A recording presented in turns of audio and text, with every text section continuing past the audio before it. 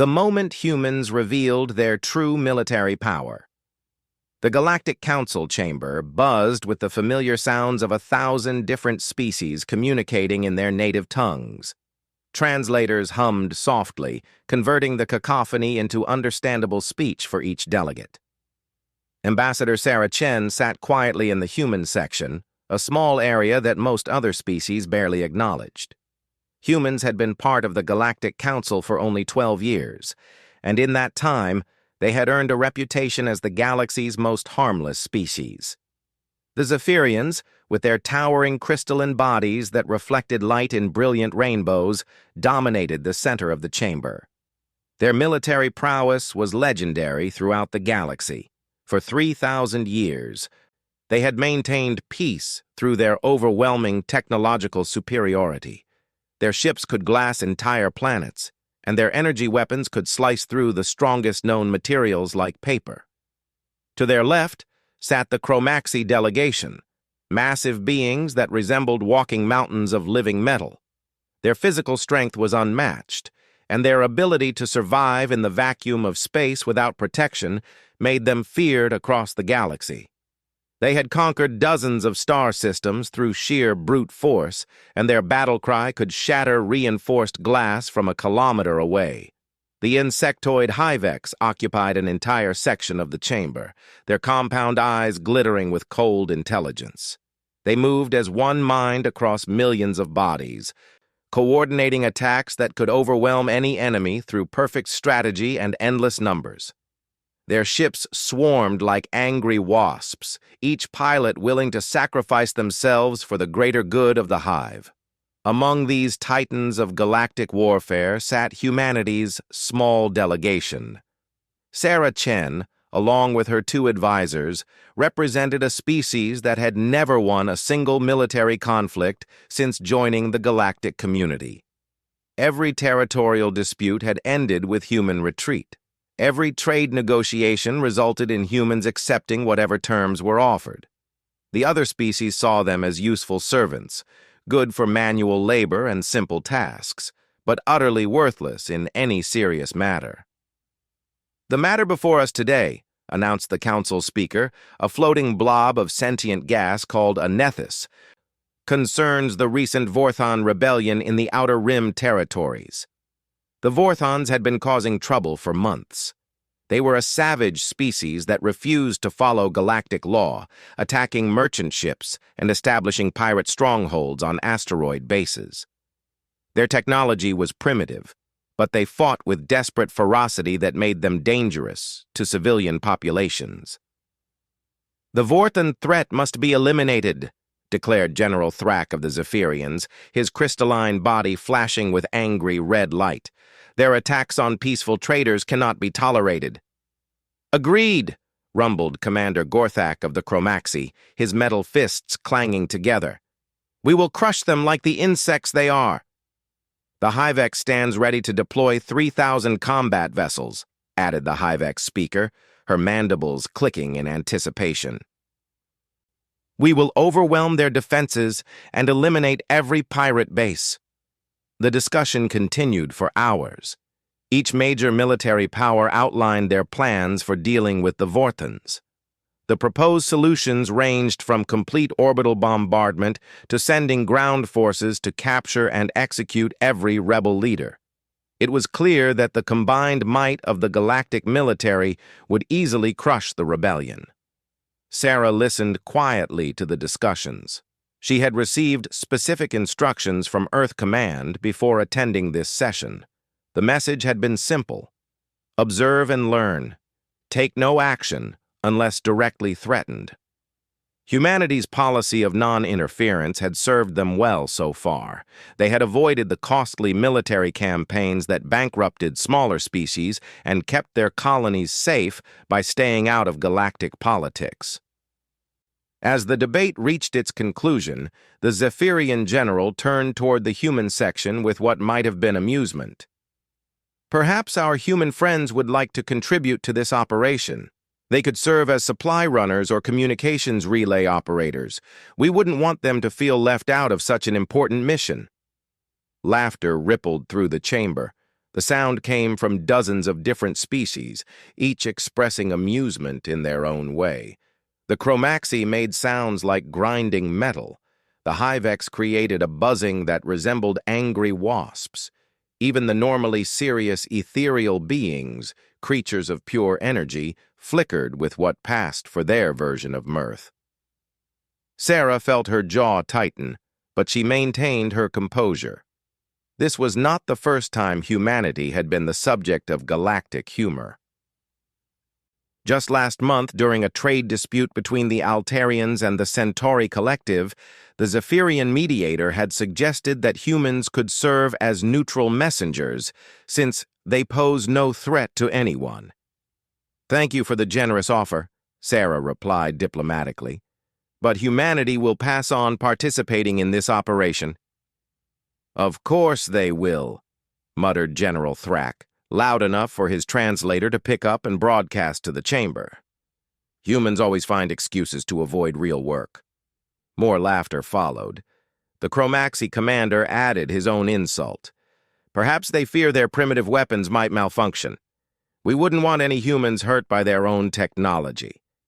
The Hyvex speaker joined in. "The human military exists only in theory. They have never demonstrated any capability beyond running from conflicts." Sarah's advisors shifted uncomfortably in their seats. She knew they wanted to defend humanity's honor, but their orders were clear. Earth Command had spent 12 years building a reputation for harmlessness, and they wouldn't throw that away over mere insults. What the aliens didn't know was that humanity had been listening to everything. Every conversation, every private communication, every military briefing had been intercepted and analyzed by human intelligence networks. The seemingly primitive human technology included quantum communication arrays that could hack any known encryption system and sensor networks that could track every ship movement across the galaxy. The truth was that humanity had been preparing for war since the day they joined the Galactic Council. Earth's military-industrial complex had been working around the clock to develop weapons and strategies specifically designed to counter every known alien military capability. They had identified weaknesses in Zephyrian energy shields, found ways to disrupt Chromaxi communications, and developed tactics to counter Hyvex swarm attacks. But the galaxy didn't need to know that. Not yet. The council session concluded with the major powers agreeing to coordinate their assault on the Vorthan rebels. The operation would begin in 2 weeks, giving each species time to move their fleets into position. It would be a textbook example of overwhelming force crushing a minor threat. As the delegates filed out of the chamber, Sarah caught snippets of conversation from passing aliens.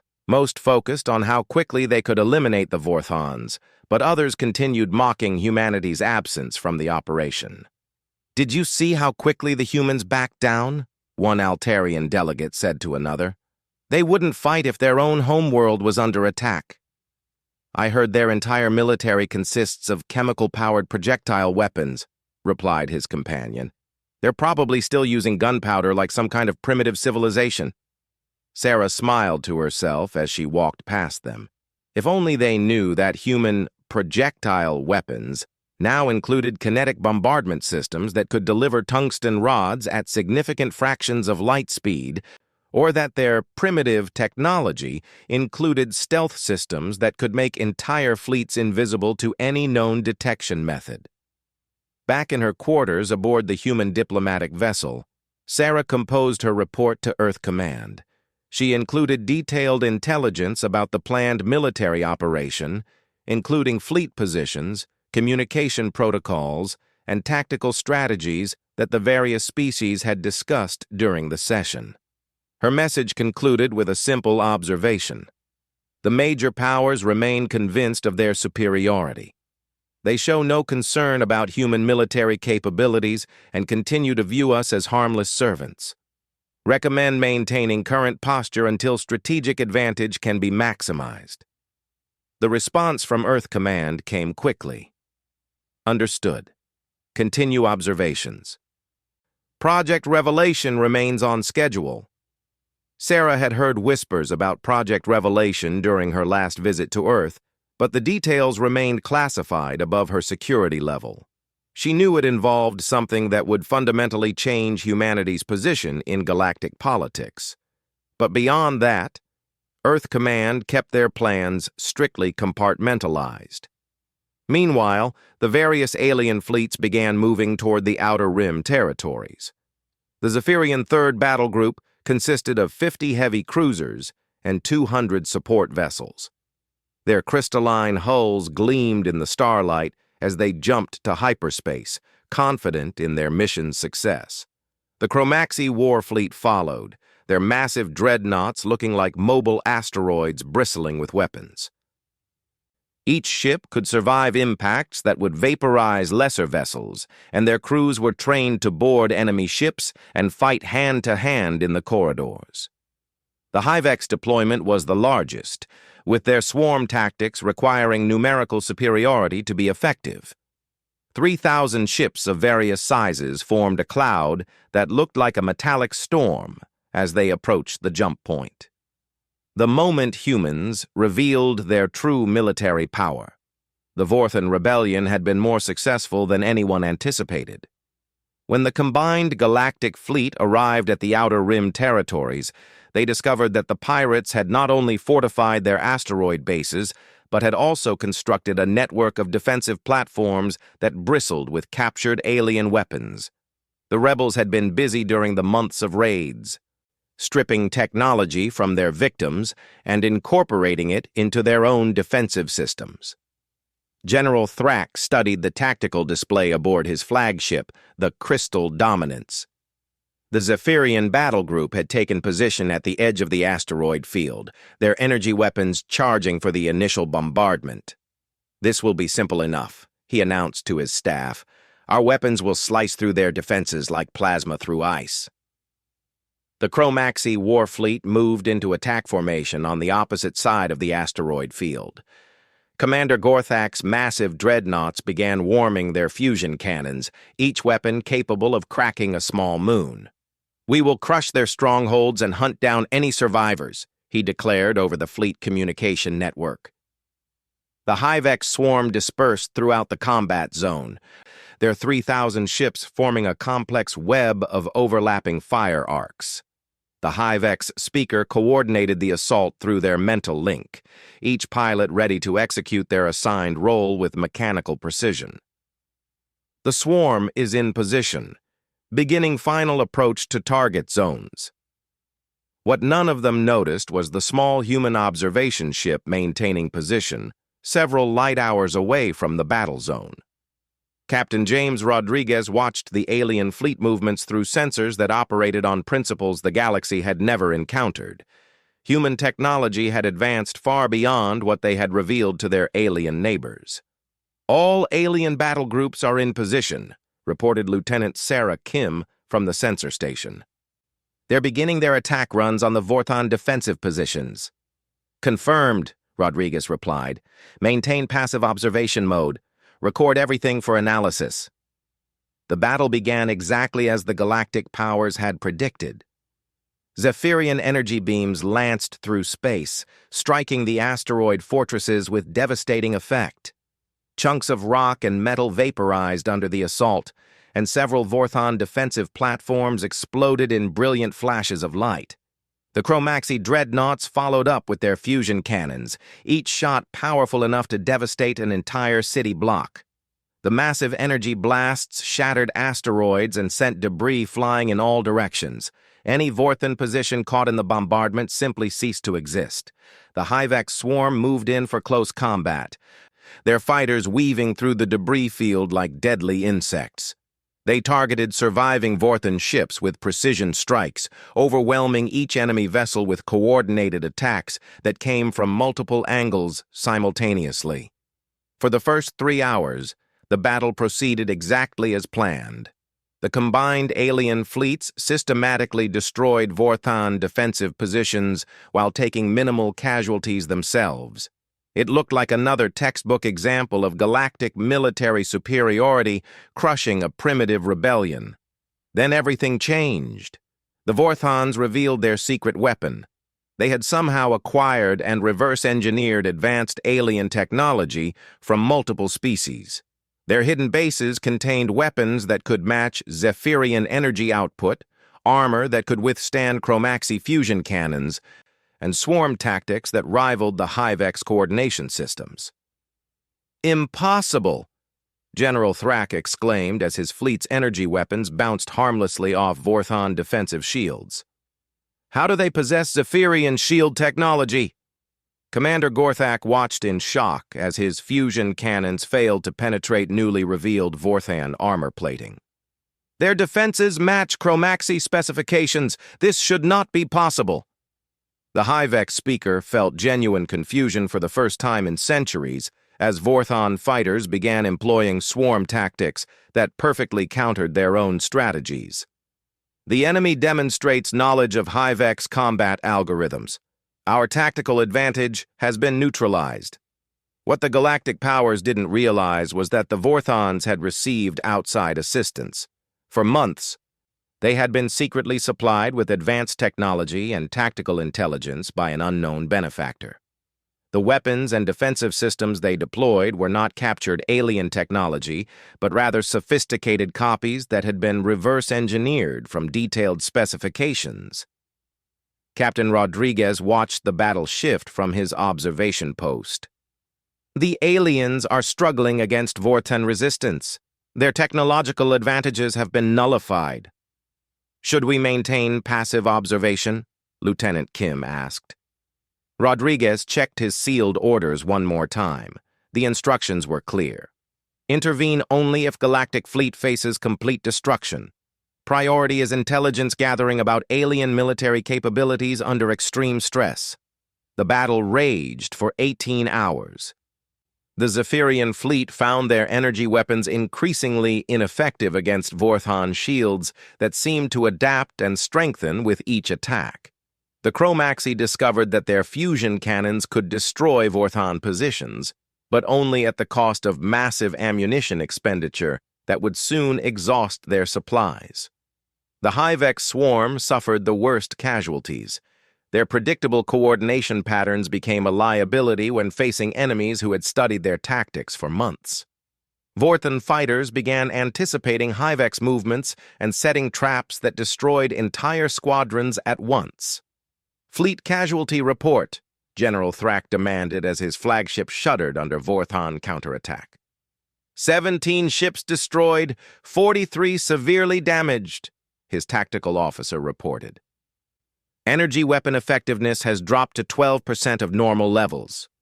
Similar reports came from the other fleet commanders. The Chromaxi had lost 8 dreadnoughts to focused Vorthon attacks, while the HFY swarm had been reduced to fewer than 2,000 operational vessels. Back in the Galactic Council chamber, emergency sessions began as news of the stalled offensive reached the core worlds. Ambassador Sarah Chen attended these sessions, maintaining her role as a passive observer while carefully noting every detail about how the various species responded to military setbacks. "This is unacceptable," declared Counselor Vexhai of the Altarians. "The combined might of our greatest military powers cannot defeat a band of primitive pirates. The Vorthons have acquired advanced technology from unknown sources," replied General Thrak via subspace communication from the battle zone. "Our intelligence failed to detect their true capabilities. Then increase the fleet size," suggested Counselor Morden of the Centauri Collective. "Deploy additional battle groups until we achieve overwhelming numerical superiority." Sarah listened to the discussions with growing interest. The alien powers were panicking because their military doctrine had never accounted for facing enemies with equivalent technology. Their entire strategy relied on technological superiority, and when that advantage disappeared, they had no backup plans. What made the situation even more interesting was the intelligence reports coming from the battle zone. Human sensors were detecting something that the alien fleets had missed. The Vorthons were being resupplied by unknown vessels that appeared and disappeared without warning. These mysterious ships used stealth technology that was completely invisible to galactic sensors. Lieutenant Kim, Captain Rodriguez said quietly, run a full spectrum analysis on those supply vessels. I want to know who's helping the Vorthons. The analysis took several hours, but the results were shocking. The stealth vessels used technology that matched no known galactic civilization. Their power signatures, hull compositions, and propulsion systems were completely unique. Either a previously unknown alien species had entered galactic space, or someone had developed entirely new technological approaches. Captain, Lieutenant Kim reported, the supply vessels are definitely not using any technology in our alien database. These ships represent either a new species or a massive technological breakthrough by an existing one. Rodriguez nodded grimly. Transmit your findings to Earth Command with priority encryption. This changes everything. The response from Earth Command came within hours. Analysis confirmed. Unknown technology represents potential threat to all galactic powers, including humanity. Prepare for active engagement protocols. Project Revelation timeline accelerated. For the first time since humanity joined the galactic community, Earth's military was about to take direct action in an alien conflict. The question was whether the galaxy was ready. The moment humans revealed their true military power. The Emergency Council session had been called after the galactic fleet suffered its most devastating losses in recorded history. Nearly 3/4 of the combined armada had been destroyed or crippled in the Outer Rim campaign. The Vorthons had not only repelled the assault, but had begun launching counterattacks against galactic territory. This is a catastrophe beyond comprehension, declared Council Speaker Nethys, his gaseous form flickering with distress. The greatest military powers in the galaxy have been defeated by primitive rebels. General Thrak materialized as a hologram, his crystalline body showing cracks and damage from the failed campaign. The Vorthons possess technology that exceeds our own capabilities. Their weapons adapt to our defenses, and their tactics counter every strategy we deploy. Our losses are unsustainable, added Commander Gorthak, his metallic voice carrying notes of defeat. The Chromaxi war fleet has been reduced to 23 operational vessels. We cannot continue this campaign without risking total military collapse. The Hivex speaker remained silent, but the few remaining Hivex delegates sat motionless in their seats. The swarm intelligence had suffered psychological trauma from losing over 90% of their fleet. Their perfect coordination had become a liability when facing enemies who understood their patterns. Throughout these discussions, Ambassador Sarah Chen sat quietly in the human section. She had been receiving regular updates from Earth Command about the true situation in the Outer Rim territories.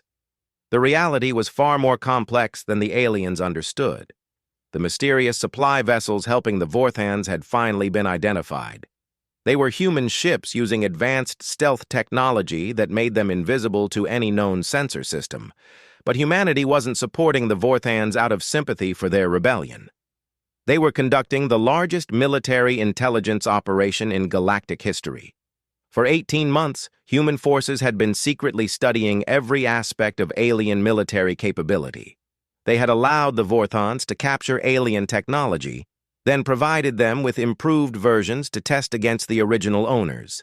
Every weapon fired, every tactic employed, and every strategic decision made during the campaign had been recorded and analyzed by human observers. Earth Command now possessed complete technical specifications for every major military system in the galaxy. They knew the exact capabilities and limitations of Zephyrian energy weapons, Chromaxi fusion cannons, and Hivex swarm coordination networks. More importantly, they had developed countermeasures for all of them. The time had come to reveal what humanity was truly capable of. Perhaps, Sarah said quietly, rising from her seat, it's time for humanity to take a more active role in resolving this crisis. The chamber fell silent. Every alien delegate turned to stare at the human ambassador with expressions ranging from surprise to amusement. After 12 years of avoiding every military engagement, Humans were volunteering to fight. With respect, Ambassador Chen, General Thrak said carefully, human military capabilities are limited. Your people have never demonstrated any significant combat effectiveness. That's true, Sarah replied with a slight smile. We've never demonstrated our capabilities, but perhaps the current crisis requires us to reconsider our policy of non-interference. Laughter began rippling through the chamber again, though it sounded more desperate than amused this time. The galactic powers were facing their first major military defeat in millennia, and now the weakest species in the galaxy was offering to help. "What exactly are you proposing?" asked Councillor Vexhai of the Altarians, trying to maintain diplomatic courtesy while barely concealing his skepticism. "Humanity will deploy our fleet to the Outer Rim territories and eliminate the Vorthan threat," Sarah announced calmly. "We estimate the operation will take approximately 72 hours. The laughter stopped abruptly. Even accounting for human inexperience, the claim was absurd. The combined might of the galaxy's greatest military powers had been fighting for months without success. How could humanity possibly succeed where they had failed? "Ambassador," Commander Gorthak rumbled, "no disrespect intended, but human technology is centuries behind our own capabilities. Your ships use primitive chemical propulsion and projectile weapons. How do you intend to defeat enemies who have proven superior to our most advanced systems?" Sarah's smile widened slightly. "Perhaps our technology isn't as primitive as you've assumed." Before anyone could respond, she activated a communication device that had gone unnoticed by alien security systems. "Earth Command, this is Ambassador Chen. Authorization code, Revelation 77 Alpha. Request immediate deployment of Terra Defense Fleet to galactic coordinates provided."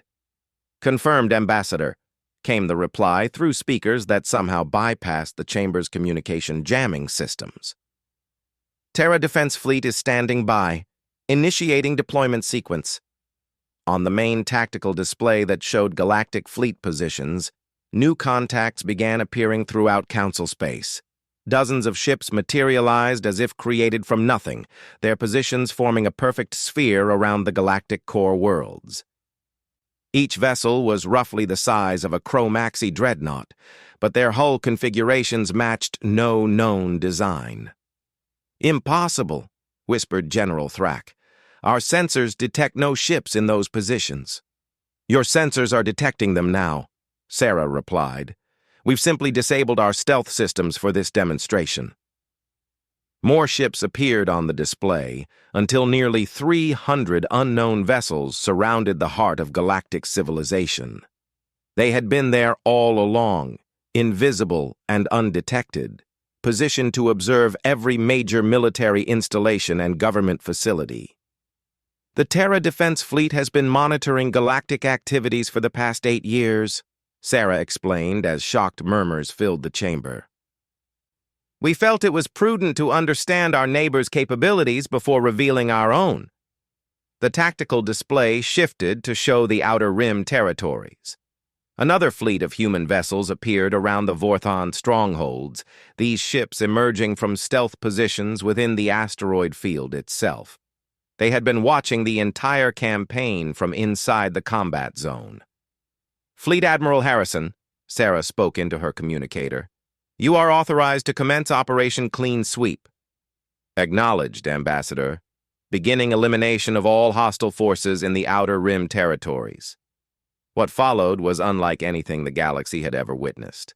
The human ships moved with precision that made Hyvex coordination look clumsy by comparison. Their weapons fired beams of energy that seemed to ignore distance, striking targets across the entire star system simultaneously. The Vorthan defensive positions, which had withstood months of bombardment from the galaxy's most powerful weapons, simply vanished. No explosions, no debris fields, no spectacular destruction. One moment they existed, the next moment they didn't. "Energy displacement technology," Sarah explained to the stunned delegates. "We convert matter directly to energy and disperse it across multiple dimensions. Very clean, very efficient." The human fleet then turned their attention to the remaining alien vessels in the combat zone. Rather than destroying them, the human ships began tractoring the damaged vessels to safe positions and deploying rescue craft to evacuate survivors. "We have no intention of harming our galactic neighbors," Sarah assured the chamber. "Our purpose was to neutralize the threat to civilian populations." Within 2 hours, every Vorthon stronghold had been eliminated, and every pirate vessel either destroyed or captured. The rebellion that had humiliated the galaxy's greatest military powers was ended with surgical precision by ships that most aliens had never known existed. "The operation is complete," Fleet Admiral Harrison reported. "All hostile forces neutralized, beginning search and rescue operations for surviving Galactic Fleet personnel." The council chamber remained silent as delegates processed what they had witnessed. Humanity, the species they had dismissed as harmless servants, possessed military technology that made their own forces look like children playing with toys. "How long?"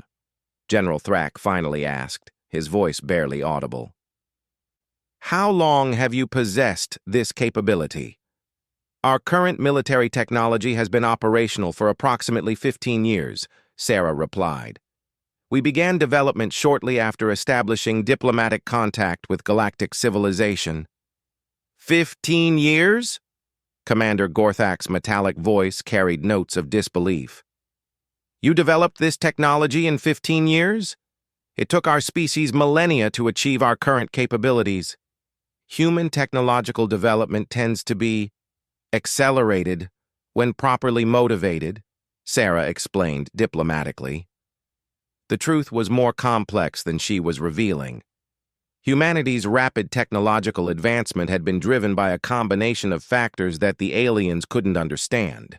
Human creativity and adaptability, combined with their willingness to take risks that other species found terrifying, had led to breakthrough discoveries that revolutionized their entire technological base.